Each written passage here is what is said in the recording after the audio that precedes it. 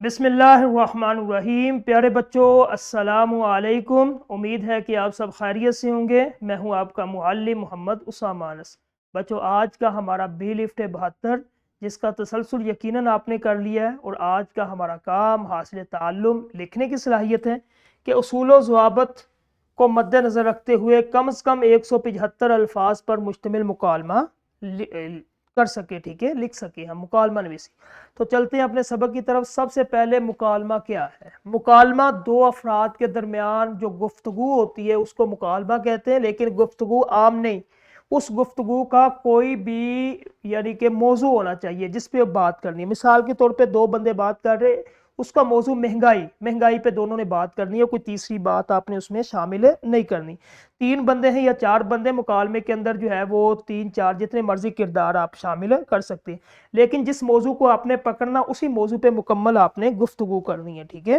اگر مہنگائی ہے یا پھر کوئی اور جو ہے وہ کسی بات پہ، ملکی حالات پہ آپ جو ہے وہ بات کرنا چاہتے ہیں، یا پھر اپنے کلاس کے اندر کسی بھی سبجیکٹ پہ بات کرنا چاہتے ہیں، کتاب پہ اردو کی ہے یا پھر آپ کے پاس انگلش کی، اس پہ آپ نے بات کرنی ہے، تو اس موضوع سے ہٹ کے آپ نے بات نہیں کرنی، اسی کو ایک اچھا مکالمہ کہا جاتا ہے۔ دوسرے نمبر پہ، یا پھر آپ مکالمہ جو ہے کسی ادبی تصنیف یا ڈرامے کی صورت میں اسٹیج پہ پیش کیا جاتا ہے۔ اس میں بھی کردار کے ذریعے جو ہے نا وہ دو کردار آتے ہیں، تین چار، وہ اپنی اپنی بات کہتے ہیں، اسی کو مکالمہ کہتے ہیں، ٹھیک ہے۔ اچھے مکالمے کے 6 بنیادی خوبیاں: مقام کا لحاظ، شگفتہ زبان، تہذیب و اخلاق، تکرار سے گریز، بے ساختگی، بات سے بات نکلنا۔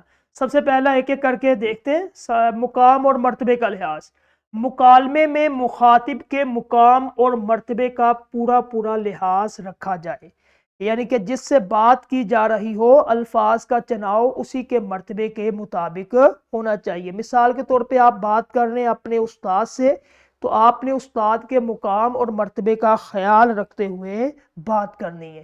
آپ بات کر رہے ہیں اپنے سے کسی چھوٹے بھائی کے ساتھ یا کسی بھی اپنے جو ہے وہ دوست کے ساتھ، تو آپ نے اس کا مقام اور مرتبے کا خیال رکھنا، اس کے مطابق آپ نے اپنے جملے کا چناؤ کرنا، ٹھیک ہے۔ دوسرے نمبر پہ شگفتہ اور واضح زبان: مکالمے کی زبان بالکل جو ہے وہ شگفتہ ہونی چاہیے، خوشگوار ہونی چاہیے، دلچسپ ہونی چاہیے اور واضح ہونی چاہیے۔ تیسرے نمبر پہ تہذیب و اخلاق، کہ ایک بہترین مکالمہ ہمیشہ تہذیب کے دائرے میں رہتا ہے۔ تہذیب و اخلاق کے معیار سے گرا ہوا کوئی لفظ اور جملہ آپ نے نہیں بولنا۔ اس کے بعد چوتھے نمبر پہ ہے تکرار، کہ جب آپ نے ایک ہی بات کو بار بار دہرانے سے گفتگو میں پھیکا پن اور بوریت پیدا ہو جاتی ہے۔ ایک ہی لفظ کو بار بار آپ نے نہیں لکھنا، استعمال نہیں کرنا، تکرار سے پرہیز کرنا تاکہ مکالمے کی دلچسپی برقرار رہے۔ اس کے بعد پانچویں نمبر پہ بے ساختگی، کہ روزمرہ بول چال اور لہجے کے ساتھ اشارات ایک اچھے مکالمے کی جان ہوتے ہیں۔ الجھاؤ اور تکلفانہ گفتگو مکالمے کو بے مزہ کر دیتے۔ چھٹی اور آخری بات یہ ہے کہ گفتگو کا انداز ایسا ہونا چاہیے کہ ہر اگلا جملہ پچھلے جملے سے قدرتی طور پر جڑا ہوا ہو، بات سے بات خود بخود نکلتی ہے بغیر کسی فطری رکاوٹ کے، ٹھیک ہے۔ تو یہ مکالمہ جو آپ کے سامنے خاکہ بنا ہوا ہے، اس میں ایک بہترین مکالمہ، اس میں آپ نے کیا کرنا ہے، 3 پوائنٹ لکھے ہوئے، اور ایک کمزور مکالمہ جس کو آپ نے نہیں کرنا ہے اس کو دیکھ لیں۔